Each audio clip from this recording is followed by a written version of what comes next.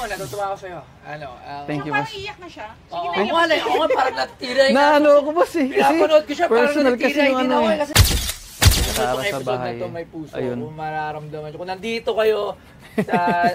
kayo sa tawaran na to, mararamdaman nyo yung puso, mararamdaman nyo yung conversation.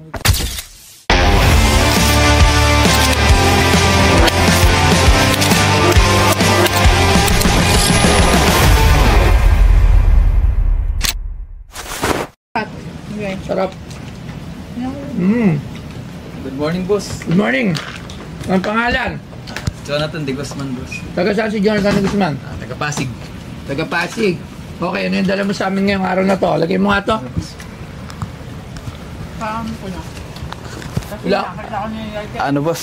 Gitara to ni Lian Ansing ng Slapshock, boss. Gitara nino? Lian Ansing ng Slapshock. Lian Ansing. Lead guitar ng Slapshock. Sige, tingnan natin yan. So, paano mo naman nakuha yan? Ano, boss to? Nakuha ko sa one of his friend, boss. Collector din. So, parang nung time na binenta sa kanya, then nagbawas siya ng collection. Then, since fan din ako ng Slapshock, yun, na-acquire ko yung guitar.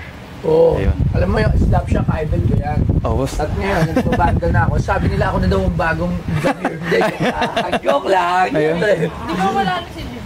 Gagawa nga ako ng kanta. Angel Dalandan. Di ba, kay Slapshock, Agent Orange. Agent Orange.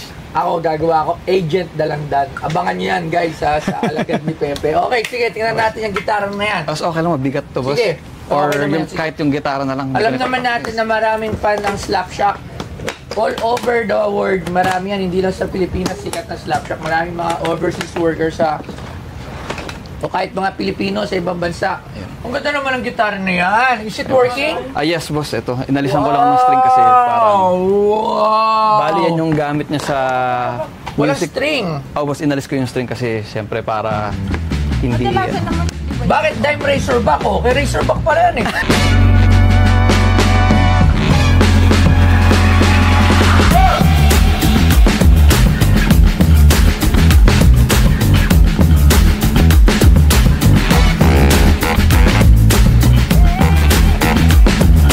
Si Lian Ansing ay isang kilalang gitarista sa eksenang rock ng Pilipinas na pinakakilala bilang lead guitarist ng bandang Slapshock. Itinatag ang Slapshock noong 1996 sa Quezon City at naging isa sa mga pangunahing banda sa genre ng NU metal at metalcore sa bansa. Si Ansing ay naging bahagi ng banda mula sa simula hanggang sa kanilang disbandment noong 2020 matapos ang pagpanaw ng kanilang frontman na si Jamir Garcia noong 2020. Si Ansing ay muling bumalik sa eksena ng musika sa pamamagitan ng bagong bandang Chelsea Alley kasama ang dating drummer ng Slapshock na si Chi Evora at ang binebenta sa Pinoy Pawn Stars ay ang gitara ni Lian Ansing.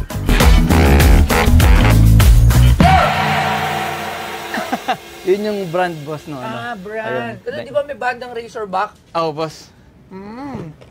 Sino naman to? Chris Garcia Tattoos. Ba't may Chris Garcia Tattoos? So yun yung parang tattoo artist yata ni Lian or sa Slapshock. So friend nila din yan. So yan yung what makes it yan. Talaga.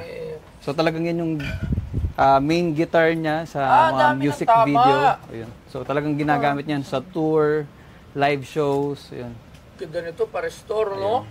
Kasi kung makikita mo dito, sobrang dami niyang mga tornilyo na kinakalawang. Ayun, no? Meron na. Pero yun, parang kasama na sa mojo ng guitar, di ba? Parang Pero ang ganda. semi kasi ginagamit niya talaga eh. Ganda. Ayun. Sino mo, bagay na bagay sa akin to. Agent Dalandan. Hindi, joke lang. Wow. Ganda nito, ha? Paano kung malalaman na sa kanya to? You have any boss, provenance? yan yung actually specific proof na kanya talaga yan. Kasi yung gitara lang niya yung may sticker na ganyan. So kahit kontakin natin si Chris Garcia Tattoo, siya yung nagbigay personally ng sticker na yan. Sige, meron ka bang... Actually, may picture lang ako with yan, si Lian Ansing ng Slapshock. Oh, si Lian So, ayan. Ansing. Ano yung bigay sa'yo? Sorry, ano yung Bigay bigay? ko? Hindi, nabili ko to from one of a collector din. So yung collector na yun is friend with Lian. So ayun. Lian can definitely prove na kanya tong gitara na to. Ayun. So Okay. sa mga music video Meron ka ng- bang kontak kay Lian? to be honest, wala eh. Sige, hintay lang. Hintay lang ah. So pictures lang ako from sa music Okay. videos and Maganda. Maganda yung gitara. At yung brand, Dean brand, it's a Dean brand, di ba? Okay, so magkano mo naman ito binibenta? Actually, na-inspired ako nung napanood ko yung recent vlog nyo with Six Cycle Mind, tas yung sa Moonstar. Yes. So, sabi ko, ang asking siguro, since ito yung parang main guitar ni Lian before, and then yung sa mga sikat na music videos nila, probably asking ko 1 million. Wow. Asking ko muna. Parang binase ko dun sa previous vlog na yung kay Moonstar, parang 888,000. Oh, dalawa yun eh. Oh, yun. Ano ba yun? Sa Hindi yun Moonstar. 400 lang ah. Yung asking niya, sure, di ba? Ayun, asking lang. Pero, ayun. Alright. So sige, may tatawagan lang akong expert. Tingnan Sure, natin sure. kung how much to. Kasi, second hand nito, hindi ako nagkakamali, sa around below 100,000. The guitar face value as is. Yes, Since, the guitar face value. yung user niya, I mean yung original owner niya is yun yan, Lian Nansing. Pero the guitar itself, kung guitar lang, is ranging from, with this condition, around 60, 50, ganon. Okay, so syempre, with si Lian yung may-ari nito, so definitely meron siyang additional. Pero does it mean, with your price, so tatawag lang ako. Sure, sure.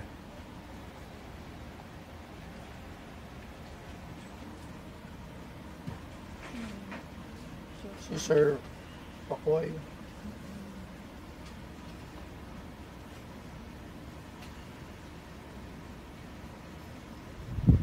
Hello sir, magandang hapon po. Ay, magandang umaga po. Busy ka po ba? Hindi naman.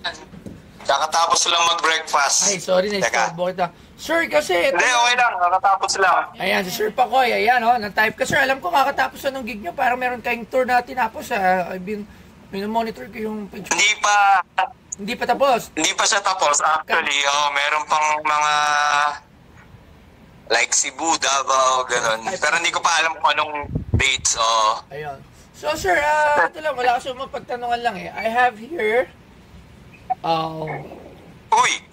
Dean guitar. Dimebag guitar. Dimebag. Guitar yan. Yan. Kay ano pa? Razorback. Lian Nansing. Kay Lian Nansing ng Slapshot. Hey, Ansing! Yes! What? Ayan. Ay, Hey, ayun. Ansing niya. Naalala ko. Nakakita ko na yan in person.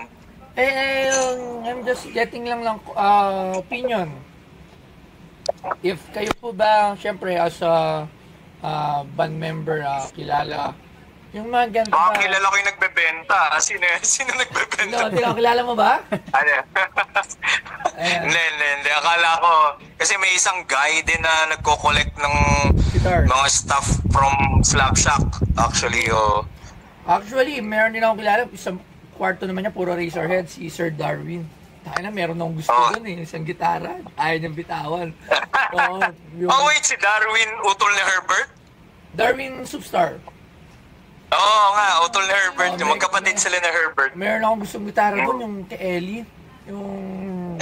Yung brown, Masimas gusto ko talaga. Hindi niya ibebenta. Wala, ayaw. Tinatawa ko lang talaga mataas na yung presyo. Pero, eto, can you give me some opinion about it? Yung value, yung price? Wait, yung kasing gitara na yan, actually discontinued na rin yan kasi nga si Dime, yung gitarista ng Pantera, matagal na. Oh. So, ang tanong, if kayo... Sa mga collector actually, sa collector hindi nagmamatter yung mga body damage eh. Basta working siya. Working to, di ba? Yes, working, guaranteed version. Andiyan yung Working string. yan, Wala na akong string dito pero if we'll plug a amp dyan, then try to check the pickups, magwo-work definitely. Alright. Tutunog. So, yung ganito magkano? Yung the guitar itself, kasi discontinued na yan, mga nasa 80 usually yan sa market eh. Kayo ba ay naghahanap ng mga diamond rings na napakaganda at napakamura? Ito lang yan, dito lang yung maratapos ng Boss Gold by Boss Oyo. At ito na nga siya, tingnan nyo!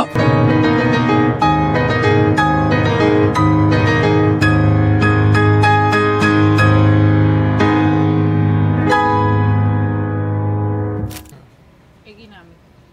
So, definitely, yung Pero adjust sing ng slap top. Yun yung hindi ko alam kung anong value nung... Kasi ginamit siya ni Ansing. I think ginamit din siya sa recording eh. I believe, yes. Oh, okay. Yung sa mga, yun yung kanta na. Pero we can, like, kung di nagmamadali si sir, pwede ko i-message si Ansing actually ngayon kung saan niya ginamit yung ano, and then kahit nga pwede kitang balikan. Yung proof lang na sa kanya talaga to. Para provenance na, di ba? Sana. Can you send pictures sa akin? Tapos i-send ko sana kay Ansing. mapirmahan niya if ever bibilin ko, di ba? Man. Diba? Actually. Di ba? Oo. Saka nag-appear sa mga videos yan eh. Nag-appear okay. din siya sa video. Okay. So, perfect din yan actually sa ano mo, sa collection mo. Okay. Sige, Di sige. ko nga akalain na ibebenta niya yun. Hindi, actually, bigay na niya to sa kaibigan daw. I mean, binili ko Collector. sa... Tapos, binili na, yung pinagbigyan niya, binenta dito sa kanya. So, gano'n na niya. Tapos ito, ibibenta na niya sa akin. kasi kailangan... Okay. Priorities. Sige, Okay. Let's send go mo na. send ka ng picture, then send ko kay Ansing, tapos balikan kita. Okay. Maraming sir. Salamat, Para may Sir Paroy. proof Thank you tayo. very much. Okay. Okay, man. So, yun. Tulad nga sinabi ko, around less than 100 yung the guitar lang. 150,000, boss. Maraming salamat. 180. Firm ako sa 150. The guitar around 80,000 to 70. Nag-add lang ako ng konti for Shirley yan. So, I'm sorry, di ko kasi alam yung kanta ng langit eh. Ang alam ko lang Parang talaga yun yung mga huling yun release nga nila eh. Kaya ganun eh. Pero kung ito ginamit sa mga Agent Orange, yung iba pa nilang kanta, yung mga dami, basta yung unang album, yun, baka mag-iba. Kasi yun yung alam ko. Okay. So, mga live niya kasi ito ginagamit, like mga concerts, ganyan. Ayun. So, 150,000. Deal. 150. Kaya lang, boss. Kung magpapart ways ako dito sa gitara. Magpapaalam ka na. Magpaalam ka na. May kita mo naman siya, pwede kang bumisita. Sa museum. Yes, So, yun yung parang naisip sabi ko, kung i-let go ko man sa'yo, boss. So, someday, siguro, paglaki ng anak ko, visit kami sa ayun makikita pa rin namin, At saka malalaman naman kung sino nagbenta. Oo. Meron doon na kanon. Ayun. Ano, boss, Paano ka na? Kiss mo na. I-kiss mo na. Pero kasi yung mga, alam mo yung, pag-collector. di ba, pagka parang hindi mo, mabigat sa kalooban. Alam mo, sa collector, it's not about money. It's matter. Napakahirap sa isang collector magbitaw. Especially kung siguro talagang may mga kailangan lang, priorities. Tapos, Ang galing mo, natutuwa ako sa'yo. Thank you, Parang boss. iiyak na siya. Oo, nga, parang natitira. Ako, boss, eh. Pinapanood ko siya, parang personal kasi natitira. yung Hindi na ako kasi nararamdaman ko yung Pwede, nararamdaman niya. maganda yan, araw-araw kong bisita. I-display mo ito, boss? Siyempre, i-display yan. Definitely. Punta, gusto mo i-video call mo yan? Okay, CCTV. Pag namimiss mo lang siya, yung bantay, boys, pwede ba pa-video ka lang doon sa Oo, gitara? pwede mong sabihin nun. Hindi. Ingatan namin yan. Natutuwa ako sa kanya. Tapos, na-miss ako sa, pagkatao mo. I know you're, A good person. yeah. Okay? Maraming salamat. Thank you very much. Thank you very much. Natutuwa ako sa'yo. Uy, naiiyak siya. Naiiyak ako kasi ayoko tumingin sa mata niya kasi gusto na titiri.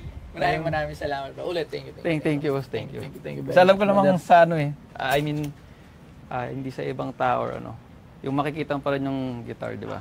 Ang ganda. Ano, hindi ko kasi din magagamit kasi ang dami ko din Ayaw mo gitara itong sa episode bahay. na to may puso. Ayun. Kung mararamdaman nyo. Kung nandito kayo sa tawaran na to, mararamdaman nyo yung puso, mararamdaman nyo yung conversation. It's really, Ayun. hindi ko ma-explain. So maraming salamat, sir. Thank you very much for Thank you, ma'am. Thank you. Thank you so giving way. Alam ko na mas gusto mo mas more, pero maraming salamat. Thank you. Oh, boss. Kami na mag-alaga. Okay, Thank you. Ayun, first of all, maraming salamat sa Pinoy Pawn Stars, kay Boss Toyo, tapos kay Mrs. niya, and ayun, actually nakakakaba yung first time experience ko nung nakapila pa lang ako, kasi I don't know what will happen, kung magkaka-deal ba kami or ano, pero luckily yun, we're able to agree on a price. Nakakalungkot lang magpa-part ways ako dun sa guitar kasi it's one of my personal collection, pero I know that it will be on a good hands naman. Kaya ayun, inaccept ko yung deal ni Bossing.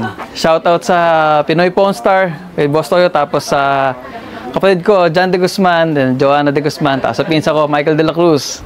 Yun, tapos sa asawa ko pala, makalimutan ko, Raisa De Guzman, tapos anak ko si Kieran De Guzman. Thank you.